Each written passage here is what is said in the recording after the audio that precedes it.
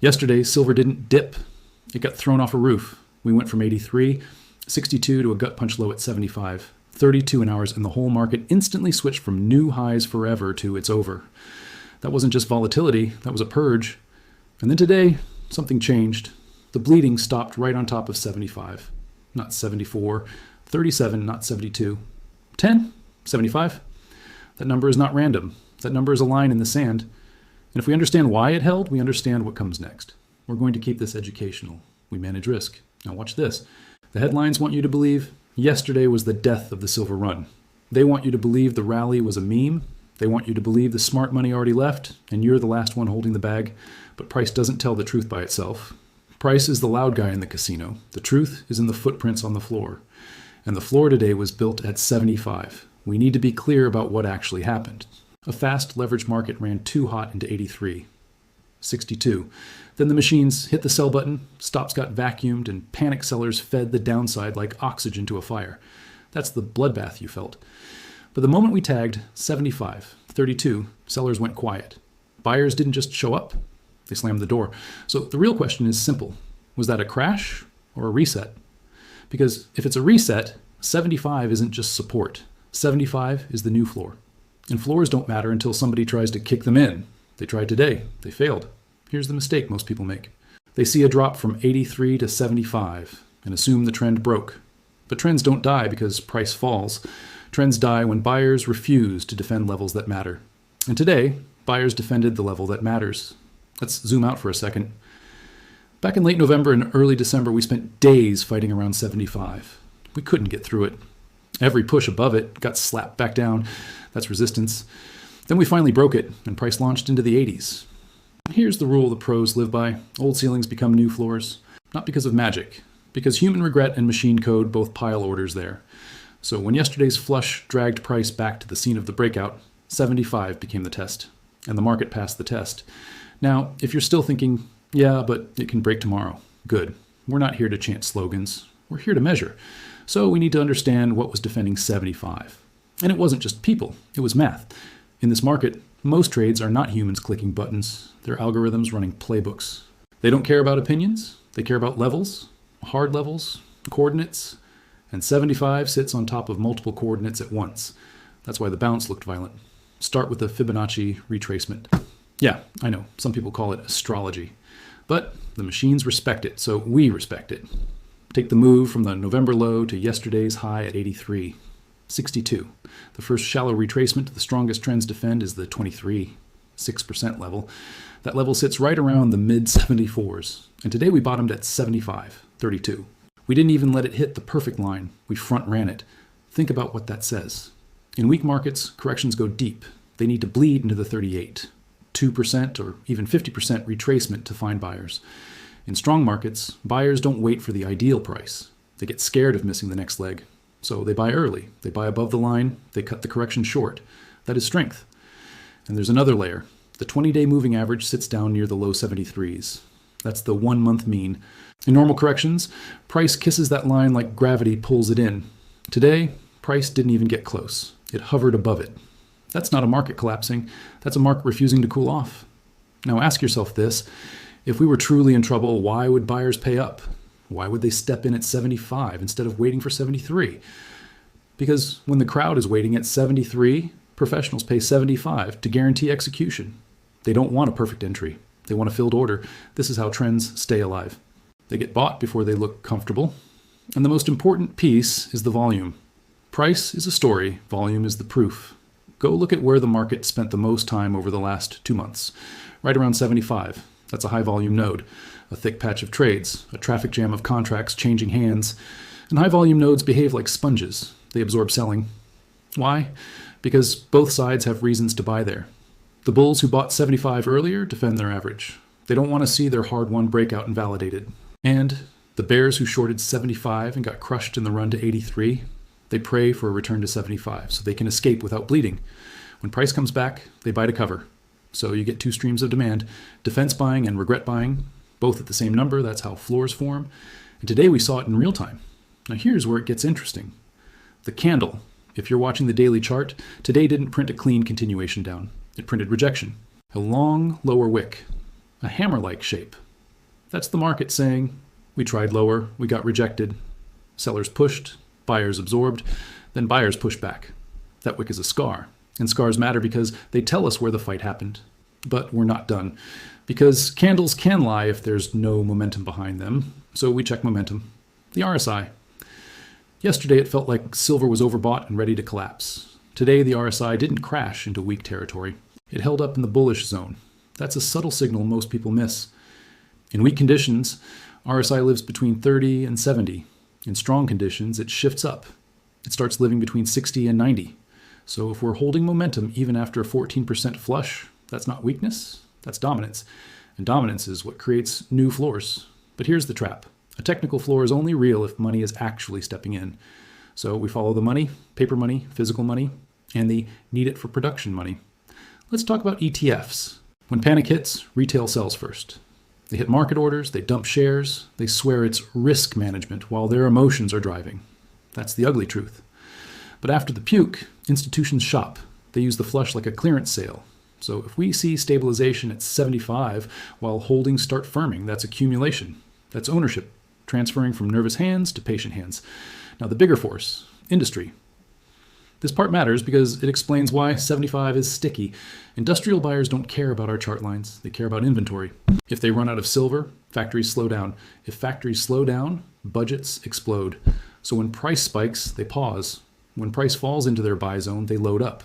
That creates what we can call the industrial put. It's not an options contract. It's the reality that someone has to buy the metal at certain prices.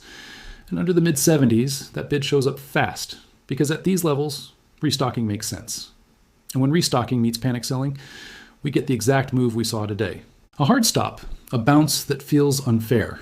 That's not the market being nice. That's the market transferring metal exposure from weak hands to strong hands. Now, there's one more group we need to watch, the commercials. The big desks that usually sit on the short side as hedges. When they smell a real breakdown, they add shorts aggressively. When they don't, they start covering into dips. We don't need them to go long, we just need them to stop pressing. Because when the natural short backs off, price breathes. So if open interest stabilizes and the selling pressure fades right at 75, that's another brick in the floor. Okay, so we have the setup. Old resistance flip to support. Fibonacci cluster. Moving average front run, high volume sponge. Hammer rejection, momentum holding. Real buyers stepping in. That's enough for a floor to exist, but floors get tested again. And the next test might be violent, because the market doesn't reward people with comfort. It rewards people with conviction. So we need to talk about what could still break 75, not to scare you, to prepare you. First, the dollar. Silver is priced in dollars, and the dollar can act like a wrecking ball. If the dollar index rips, metals feel heavy. That's correlation trading. It's lazy, but it moves size. Now watch the 110 area on DXY. That level matters because it's a psychological ceiling. If the dollar breaks above it with momentum, we can see a quick spike down in silver even if the fundamentals are fine. That's how markets behave. They overshoot, they shake, they test. Second, central bank messaging. Minutes, speeches, surprise, hawkish language. If the market hears higher for longer, the knee-jerk is dollar up, metals down. Sometimes it lasts minutes, sometimes it lasts days, but it can create one more flush, a stop run under 75, a nasty wick, and then a reversal. So if we get a scary dip, our job is not to panic. Our job is to ask, is this real selling or correlation noise? Third, policy headlines out of Asia. Everybody is focused on January 1st export licensing and what it means for flows. If details come out softer than expected, the market can temporarily reprice the risk. If details come out tighter than expected, the market can squeeze. And here's the cruel part. The market often sells the rumor and buys the fact. So the volatility can go both ways, even if the long-term story hasn't changed. That's why we don't marry a candle, we marry a process. Now let's talk targets. Because if 75 is the floor, the market doesn't just sit there politely. It moves to the next liquidity pool. First target is the repair zone. That's the area where yesterday's breakdown accelerated. Think 78. A lot of trapped traders sold there on the way down. If price returns, they'll try to get out. That creates resistance. If we clear 78 with speed, the next magnet is 80. Round number, psychology, heavy options interest. You'll feel it? Then we hit the big one, 82 to 83. That's the prior high area. That's where the market either breaks out and runs, or it fakes out and punishes late chasers. So here's the question we should be asking. If price gets back to 83 quickly, does it mean the trend is unstoppable? Or does it mean the market is baiting us into leverage again? Because the fastest rallies often set the sharpest traps. And this is where discipline matters. We're not gambling, we're measuring. So what would confirm that 75 is truly the new floor? Not one green day. Not two? What we want to see is repeated failure to break 75. We want to see dips get bought. We want to see downside wicks. We want to see sellers try and get denied. That builds a base, and bases are where the next leg starts. Now, one more thing. A floor isn't only a price, it's a narrative shift. Yesterday, fear was the product. Today, stability is the product. And if stability holds, the conversation changes from how low can it go to how fast can it run. That's when retail comes back, not at 75, at 82. That's how it always works. They sell lows and buy highs. So we need to be smarter than the crowd. We need to decide our plan before the next move. And here's a clue most people never check. Premiums. If spot print's 75, but the dealer shelf is still priced like 79, that's the market whispering that paper and metal are not the same thing. Paper can be dumped in a second. Metal moves in trucks. So when we see a fast flush and premiums barely blink, it tells us the real buyers didn't vanish. They just waited for the panic. Now watch what Asia does. Shanghai doesn't trade like a paper casino. It trades like a physical heartbeat. If Shanghai holds a premium while New York tries to push spot down, arbitrage shows up.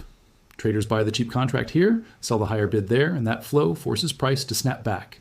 That's why these bloodbath candles often get erased faster than people expect. Not because someone is being generous, because a price gap becomes a profit gap, and profit gaps get attacked. There's another layer sitting right on top of 75 that we can't ignore. Options. A lot of contracts are clustered at 75 and 80. Market makers hedge those strikes like a machine. If price hovers near a big strike, hedging can act like a magnet. It pins price. But if price breaks away with speed, hedging flips from glue into gasoline. Above 80, dealers often have to buy futures to stay hedged. Below 75, they often have to sell. That's why moves can look impossible in both directions. So if we reclaim 80 with force, don't be shocked if the climb accelerates.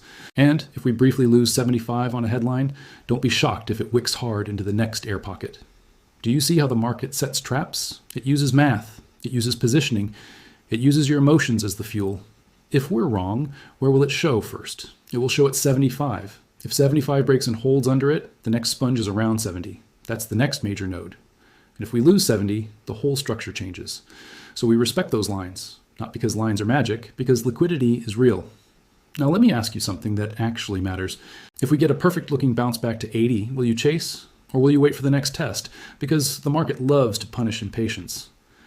And another question, do you think yesterday's bloodbath was a real trend reversal? Or a stop hunt designed to steal cheap exposure? Drop your answer in the comments because your perspective helps the rest of us see what the crowd is feeling. Now here's the playbook we can live with. We treat 75 as the battlefield. We don't obsess over every 5-minute candle. We watch how price behaves when it returns to the level. Does it bounce instantly? Does it grind? Does it slice through like butter? Behavior tells the truth. And while we watch behavior, we manage risk, position size, time horizon, no ego. This market is fast. It doesn't care about our feelings, but it does leave clues. And the clue today was clear. 75 got defended hard. So what's the most likely path if the dollar doesn't explode and policy headlines don't blindside us? A grind up, first 78, then 80. Then a decision at 82, 83. And if we break that zone with volume, the next stop is the psychological magnet nobody wants to say out loud. Because once the market repairs the damage, it goes hunting for new highs like a heat-seeking missile. Now listen, the mainstream will call every rally a dead cat bounce. They'll do it because it makes them sound cautious. But caution without analysis is just fear wearing a suit. We do analysis, and the analysis says this. Fact, silver slammed from 83, 62 to 75, 32. Fact, price stopped dead around 75 and rejected lower prices. Fact, multiple technical coordinates cluster there and volume is thick. What it means? The market likely built a floor, at least for now. What's possible? One more stop run under 75 if the dollar spikes. What's likely if 75 holds? Price works back toward 80 and retests the highs. That's the map. Not a promise. A map. Now, here's the part nobody wants to hear. The best moves don't feel good while they're happening. They feel like chaos. Yesterday was chaos. Today was the first hint of order. And if you want to catch the next leg, you don't do it by reacting. You do it by preparing. So if you want more updates like this, fast, no fluff, just the real levels and the real risks, hit subscribe.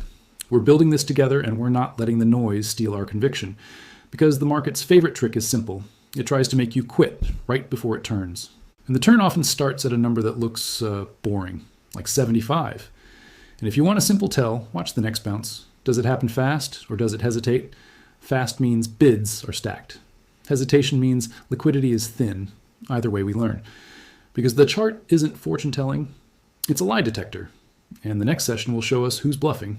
Now keep your eyes on that floor, because the next time silver comes back to it, we'll find out if this was a rescue or the calm before the next ambush.